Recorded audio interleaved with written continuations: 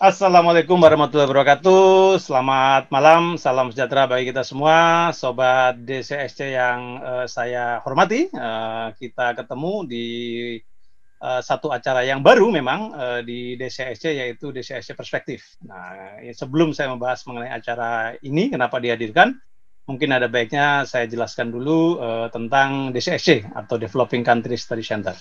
DCSC didirikan sekitar tahun 2008, sebenarnya cukup lama.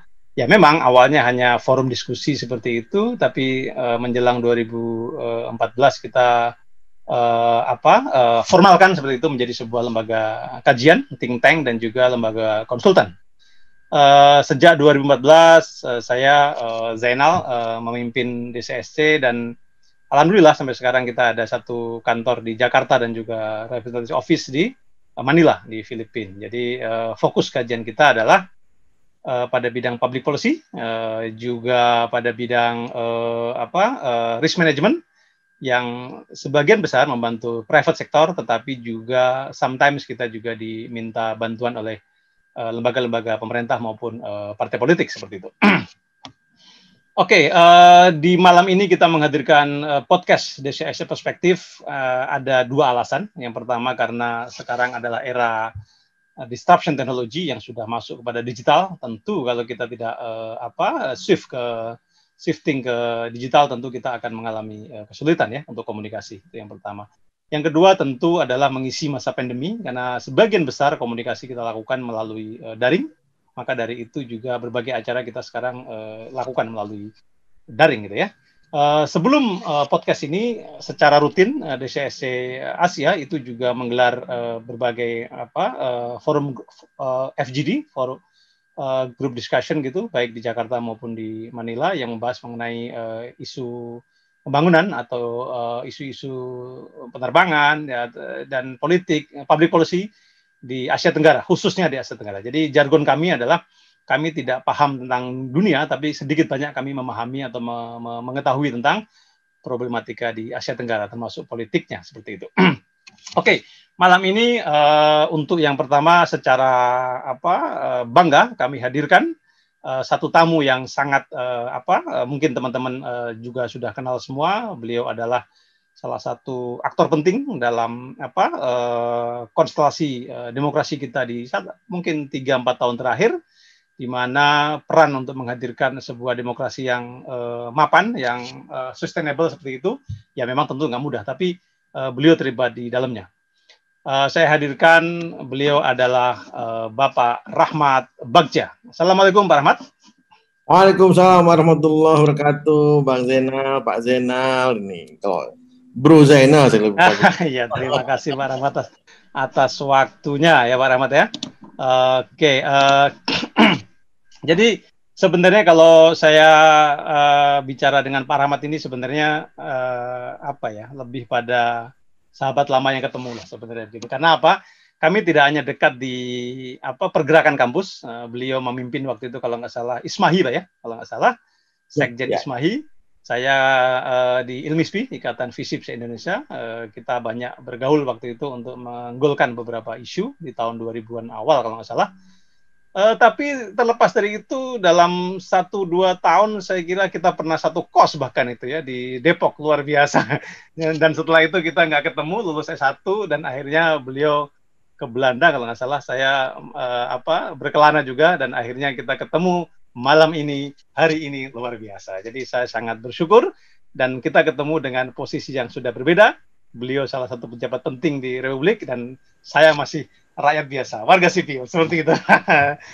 Oke, Pak Rahmat, mungkin yang pertama saya tidak akan bicara yang berat-berat dulu, justru lebih pada bicara mengenai perjalanan hidup Pak Rahmat itu. Dari yang saya tangkap atau tim intelijen kami riset gitu ya, kira-kira seperti itu Pak Rahmat lahir di Medan, kemudian banyak dari keluarga yang sederhana gitu ya, tetapi ya mungkin menurut saya mungkin saja, bisa saja salah, itu mungkin tidak pernah bercita-cita menjadi pejabat nasional seperti itu, tapi hari ini Pak Rahmat duduk di Bawaslu dan dengan tanggung jawab sedemikian besar. Ini kira-kira rahasianya apa Pak? Kira-kira untuk dibagikan kepada generasi-generasi muda kita?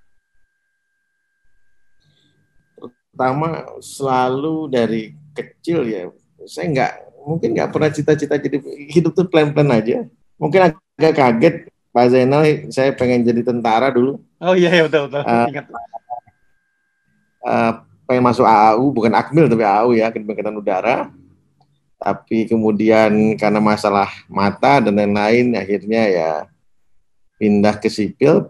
Akhirnya dekat-dekat dengan norma ya. Jadi memang kita dulu bisa bicara A sampai Z secara filosofis, tapi saya ini orangnya nggak terus ada batasan-batasan ya. Jadi ya, karena dididik dari kecil kan kita mungkin di teman-teman FISIP agak lebih ini ya, agak lebih bebas ya. Bebas. Kalau di hukum kan ada norma, ada batasan rapi gitu Pak ya. Ya, akhirnya ya salah satunya ya pilihannya jadi fakultas hukum. Oke. Sains dulu saya mau masuk teknik kimia tapi lebih enaknya di hukum. Pilihan dulu UMPTN saya mau masuk di teknik kimia USU tapi diterima di UI, ya ambil UI aja lah kalau begitu. Tentu Pak ya. Oke, tapi yang menarik adalah saya baca dari beberapa atau tanya teman-teman itu Bapak Ahmad itu ini ya sekolahnya pindah-pindah ya, Medan, Bandung, Cirebon, sampai akhirnya Bogor. Itu ikut orang tua atau memang ikut orang tua? Oke. Tentara atau Pak? Guru, ibu saya guru. Dulu guru masih di tingkat nasional kan pengaturan kepegawaiannya, bukan di daerah. Ya. Kemudian bapak PNS ya, PNS. Dua-duanya PNS. Orang tua saya ini lahir dari negara, dari pembiayaan negara. Iya. Luar biasa. Jadi ayah dan ibu PNS, pindah dari Medan pindah ke Jakarta, ayah, kemudian ibu pindah ke Bandung. Kan dulu masih dilempar-lempar kan, Bandung, Cirebon, jadi saya ikut ibu. Ayah yang kemudian ke Bandung tiap Jumat 1 minggu, itu bapak tuh Jumat 1 minggu pasti lewat naik entah naik kereta ataupun naik bus. Nah, selalu seperti itu. Dan sampai SMP akhirnya menetap di Bogor. Orang tua Bogor karena kepegawaian Kemendikbud akhirnya ditarik ke Pemda dan ibu stay-nya di Bogor dan akhirnya bapak juga stay di Bogor walaupun tetap di Jakarta Bogor, dan ketika saya juga akhirnya Depok Bogor kan jadi penumpang kereta. Iya. Dan kuliah di Depok ya? Kuliah di Depok akhirnya, dan kemudian karena terlalu padat Bogor dan aktivitas mahasiswa terlalu padat juga, pilihannya ke kos. Nah, akhirnya ketemu Pak Zainal yang selalu filosofis dan taktis. Ini saya kenal Pak Zainal filosofis dan taktis ini. Jadi secara politik, karena politik ini saya inilah lawan bicara dan kawan bicara untuk ke depan bagaimana kita kan tahun 9 kita kan itu bertolak belakang itu, mahasiswa dan akademi militer kan bertolak belakang pada saat itu kan, mau tidak mau malah justru berhadapan-hadapan Pak ya. Berhadapan, kita tentu marah kan ya. Teman-teman dipukulin tahun 98 99. Nah, masih ada traumatik itu di mahasiswa juga sendiri ya. Jadi ya pembentukan itu dimulai dari kecil ya, SD, SMP, SMA, kemudian mulai tertarik dengan isu sosial itu dari mulai SMP. Baca-baca misalnya, yang Dunia Sofi itu menarik gitu. Saya SMP baca Dunia Sofi. Luar biasa, Dunia Sofi SMP saya mungkin baru tahu di akhir SMA mungkin ya, baru ketemu gitu karena saya SMA di daerah. Oh iya SMP, kemudian dulu penggemar Wiro Sableng juga, pasti kita sama-sama penggemar Wiro Sableng. Ya, betul. Terus buku bergambar Cergam dan lain-lain, entah itu Kopingho dan kawan-kawan, walaupun tidak lepas dari dulu saya tertarik dengan sejarah, Bang Zeta. Sejarah, Sejarah Republik 1, 2, 3, 4, 5 yang diterbitkan Balai Pustaka itu ya dari SMP sudah baca. Yang tebel-tebel tuh Pak ya? Ya. Pernah ngira sejarah saya 10 pilihan ganda, 45 soal 10. Kaget juga. Benar semua ya? Benar. Hafalan padahal Pak ya, sejarah kan hafalan ya? Ya, sejarah hafalan. Oke. Walaupun membaca itu ibarat membaca novel, jadi membaca sejarah itu. Iya, betul. Jadi memang sejarah itu cerita yang kalau kita mau kuat baca gitu, mau menyelami itu luar biasa ya. Tapi saya tertarik pada satu tadi perjalanan Pak Rahmat tadi yang dari dari berbagai daerah itu tentu kan ketemu berbagai kultur ya. Dari mulai Medan, Melayu, Batak, kemudian ketemu di Sunda, ketemu di Cirebon yang agak Jawa, itu apa yang kira-kira berdampak pada diri kita gitu ya, diri Pak Rahmat gitu. Kira-kira berpengaruh nggak gitu? Indonesia itu ternyata luas dan juga kita ternyata ya memang sangat sangat heterogen dan akhirnya mungkin menumbuhkan sikap yang inklusif seperti itu. Bagaimana, Pak? Ya, adaptif, lebih cenderung adaptif ya. Jadi ya inklusif, adaptif terhadap perubahan. Walaupun kemudian agak, misalnya Bang Zainal ini pasti punya teman kecil yang dari dulu SD, SMP semua bareng. Ya. Kalau saya nggak bisa, nggak ada. Paling SMP. Dari SD saya pindah-pindah, SMP, SMA baru punya teman yang dari SMP, SMA ada. Nah, terus itu pemahaman keagamaan misalnya, pemahaman keagamaan juga ada yang mulai dari dulu pernah di Masjid Muhammadiyah yang tanpa kunut, kemudian ke Masjid NU yang dengan kunut, kemudian dengan ada kultur NU yang kemudian masuk dalam keluarga Muhammadiyah, misalnya ada salah satu keluarga saya ini keluarga Muhammadiyah tapi tetap tahlilan. Nah, itu membentuk pola pikir yang nggak gitu-gitu amat lah pertentangan antara Muhammadiyah dan NU itu tidak kemudian meruncing kan. Betul. Keluarga kami juga demikian, bahwa kadang ibu berpikiran seperti Muhammadiyah tapi pengen tahlilan, nah, bisa saja kan seperti itu. Betul. Sangat kaya Pak kita Pak ya. Iya. Jadi jangan sampai kopoh gitu, keras kepala, batu tanpa kemudian memikirkan ada hal yang lain yang ada di luar sana itu. Oke.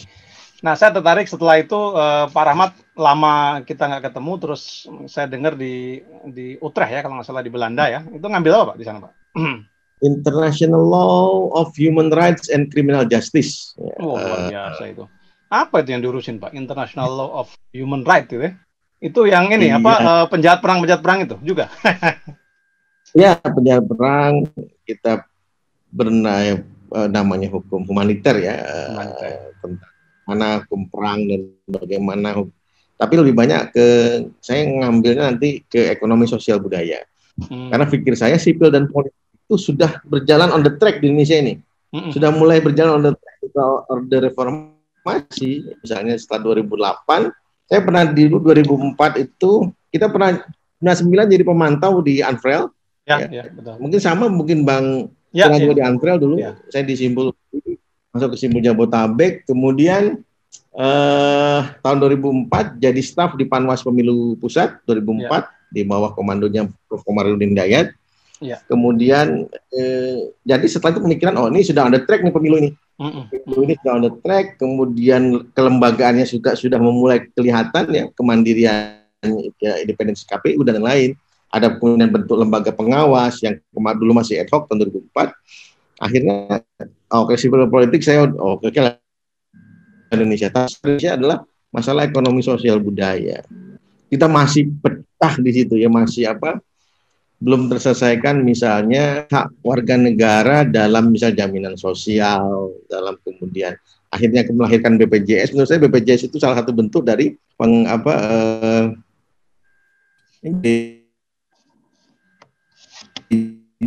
tidak salah. BPJS itu kemudian melahirkan bentuk pertanggungjawaban negara terhadap terhadap hak kesehatan yang masuk dalam hak ekonomi sosial budaya bagi warga negara. Sekarang masih ada ya, walaupun pasti ada masalah.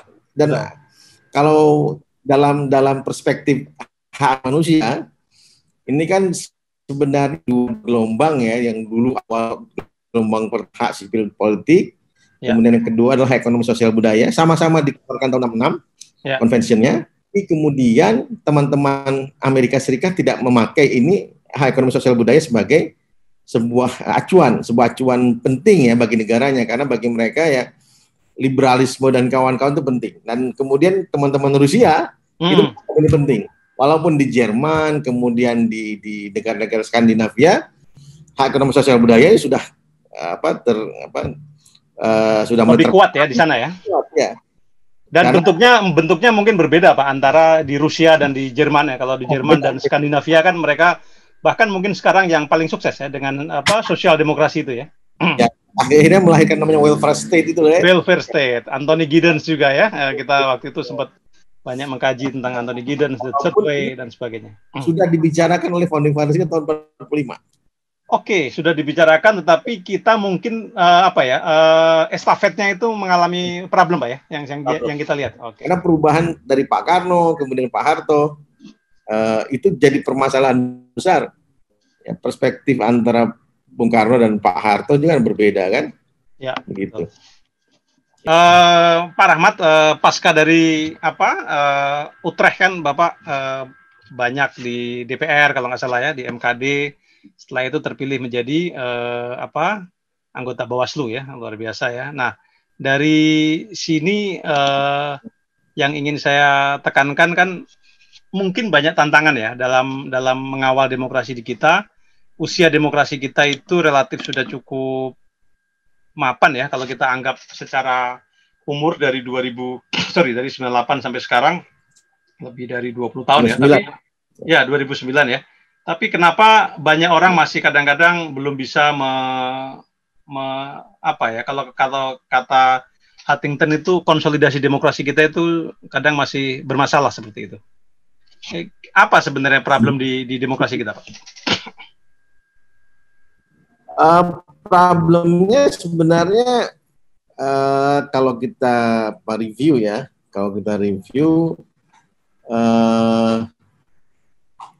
kita ini sudah on the track dalam pelaksanaan. Makanya dari 2004 saya bilang ini kita sudah on the track. 2004 misalnya Indonesia termasuk negara yang berani untuk membuat pilpres langsung. Ya. Amerika saja masih electoral college kan? Ya. Nah, Indonesia tidak. Indonesia sudah pilpres langsung.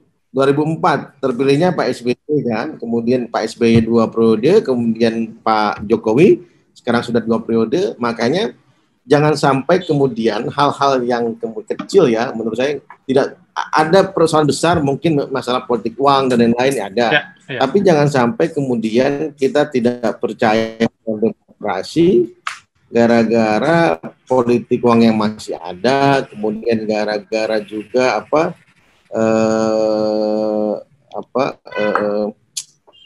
proses-proses yang kemudian masih belum memuaskan ya, misalnya KPU situngnya seperti ini, Bawaslu sistem informasinya masih belum oke. Ya itu masih on proses dan ongoing. Negara ini pun lagi on proses sebenarnya. Dari pembangunan demokrasi kita ini harusnya on the track dan kita sudah punya kelembagaan pemilu yang independen. Kemudian hasil yang bisa dipertanggungjawabkan misalnya. Kalaupun ada tidak puas, ada kecurangan, itu kan ada yang bisa ditangani oleh Bawaslu, kemudian tergantung juga perspektif dari masing-masing pasangan calon yang dulu bersaing ya. Pasti ada yang kalah, ada yang menang. Ya, pilihannya itu saja, dan kemudian kalau sepanjang lembaganya masih bisa berjalan sesuai dengan track demokrasi yang ada, menurut saya ini bisa kemudian kita mengakselerasi seluruh kehidupan demokrasi dengan lebih baik lagi. Misalnya gini, DPT ya, dulu DPT sudah 2004 zamannya Mbak Husnul, Pak Nazar ya, itu sudah kemudian dibuat begitu bagusnya, kemudian diambil alur Kemendagri, kemudian juga di-sharing antara Kemendagri dan KPU. Ke depan kita harus untuk memikirkan kependudukan atau kependudukan yang berkaitan dengan pemilu. Kemudian itu khusus untuk teman KPU. Misalnya benchmark kita mau Australia. Australia itu setahun sebelum mereka menjadi pemilih, KPU-nya telah mewarning di pemilih itu. Tahun depan Anda jadi pemilih. Jadi siapkan segala sesuatunya. Kami bersedia untuk dihubungi dan semua bisa melalui teknologi informasi kan di Australia tidak ada masalah ya. Jadi kita harus berpikir jauh juga, kemudian jangan sampai kita semua bisa IT, bisa dari hati-hati, ada banyak kabupaten kota juga yang darinya masalah. Belum merata, Pak ya? Belum merata. Jadi digital gap digital kita memang bermasalah di Indonesia kan. Kota Utara dikasih tuh. Dan kemudian 2 bulan lagi kami ada pertemuan warga, silahkan datang. Kan menurut saya itu bentuk humanisme dan bentuk humanisme yang betul teraplikasi kan. Iya, betul. Jadi si mayor itu tahu bahwa penduduknya bertambah. Nah, real time ya itu ya? Real time, walaupun agak lama ya 1 bulan ya. Tidak seperti Amerika yang seminggu 2 minggu cepat gitu. Tapi dia bisa mencatat kepergian, datang dan perginya warga yang ada di kota tersebut. Bayangkan selama kita hidup di Indonesia ini, nggak pernah dikasih kirim surat itu oleh kota saya. Selamat Anda datang di sini, sudah berapa tahun, pajak Anda tolong diubah menjadi pajak NPWP misalnya di kota Tangerang Selatan. Kota Tangerang Selatan ada yang indah begini-begini. Kan kita nggak pernah, kalau kata orang Jawa, kita nggak pernah diwongke sebagai warga negara gitu. Iya, kita terlalu Pak ya, terlalu kaku gitu ya. Padahal Eropa yang kita anggap kaku ternyata lebih humble gitu ya. Dalam konteks hubungan antar warga negara ataupun juga hubungan pemerintah dengan services yang mereka berikan. Tapi gini Pak, jadi dari sisi itu mungkin saya sepakat ya, karena memang kita sebenarnya sedang konsolidasi kita tetap ongoing. Tapi problemnya kan dalam kita tidak mungkin tutupi dalam 4-5 tahun terakhir kan ada pengentalan di kelompok masyarakat kita yang antara percaya pemilu atau tidak, yang itu karena calonnya kalah dan menang segala macam. Nah ini adakah momen terberat di selama bertugas ya, mungkin di Bawaslu yang paling berat misalnya, apakah di pemilu mana gitu kira-kira Pak? Menurut saya pemilu kali ini ya semua kata teman-teman KPU dan Bawaslu yang pada periodenya pemilunya paling berat menurut mereka. Tapi pemilu kali ini misalnya Bawaslu itu kalau dalam kegiatan pemilu polisi itu hanya melakukan simulasi penanganan kerusuhan. Kalau di pemilu 2019 kerusuhan itu nggak ada simulasi. Kerusuhan tetap terjadi. Jadi kalau dibilang paling dulu hanya berbicara masalah simulasi. Sekarang nggak ada simulasi. Simulasi mungkin pernah ada, tapi prakteknya pun telah ada. Yang anehnya kan demonya kok di Bawaslu, gitu. Padahal penentunya kan di KPU. Yang terakhir yang sempat jadi highlight itu ya, sempat bermasalah itu. Dari sekian banyak episode itu, ke depan kira-kira yang harus ditangani paling prioritas apa Pak? Untuk menghindari dan akhirnya bahwa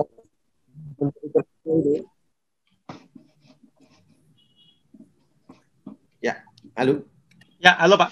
Nah, dari berbagai macam problem kita itu kira-kira yang mendesak ditangani apa Pak? Untuk katakanlah Pilkada serentak 2020 ini menjadi lebih baik gitu, misalnya dari yang sebelumnya. Katakanlah 2019 saya tahu pasti paling berat karena ya tadi Pak Rahmat bilang nggak ada simulasi demo kerusuhan segala macam itu terjadi, tetapi juga memang publik juga ini pengaruh sosial media atau segala macam. Nah, untuk 2020 ini pilkada yang juga tidak ringan karena 270 ya daerah dan problemnya juga saya kira bertambah dengan adanya COVID.